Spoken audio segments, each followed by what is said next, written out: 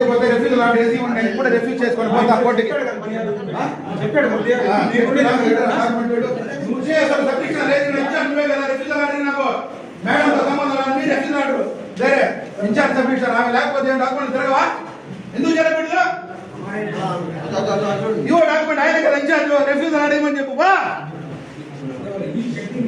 document నువ్వు వాడ నిలబడి ఎవరిని లోపల రానికుండా ఏం దొంగలా మేమా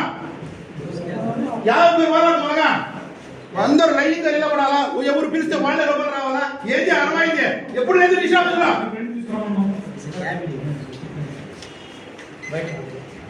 లోపల సీక్రెట్ మాట్లాడుకోవాలంటే అందరూ వెళ్ళిపోవాలి ఎందుకు పోవాలి పెట్ట ఏం చేస్తారు మొన్న మినిస్టర్ గారు ఆ పోడియం మరి ఏమి ఇచ్చినారో మోడీ అన్నా మినిస్టర్ గారు ఇచ్చిన పోడియంలో ఏం రాస్తారు ఫ్రెండ్లీగా చూడమని ఫ్రెండ్లీగా కాదు అది ఏదో పాత రాజకీయం లాగా నువ్వు పైన జడ్జి లాగా కూర్చొని ఎర్ర గుడ్డ కట్టుకొని నువ్వు నిలబడితే ఆడ కాదు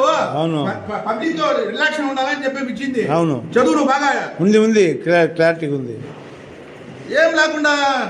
పబ్లిక్ ని అంతా అవమానిస్తారు పబ్లిక్ ని అందరూ బయట ఉండాలా ఇవన్నీ అందరు దొంగల వీళ్ళ అదే ఇప్పుడు మన డిఐజీ గారితో కూడా చెప్పేసి వచ్చాము డబ్బులు లక్షలు కోట్లు పెట్టి కొనే వాళ్ళు బయట నిలబడాలి చేతులు కట్టుకునే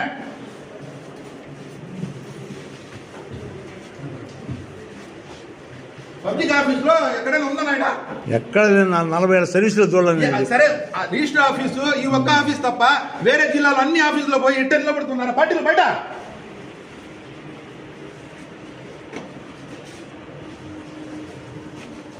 ఎప్పుడు చూసినా ఉండరు వీళ్ళు చేస్తే మేడం చెప్పాలా ఏంది ఆఫీస్ దానితో నడిచేది గౌరవం కాకపోతే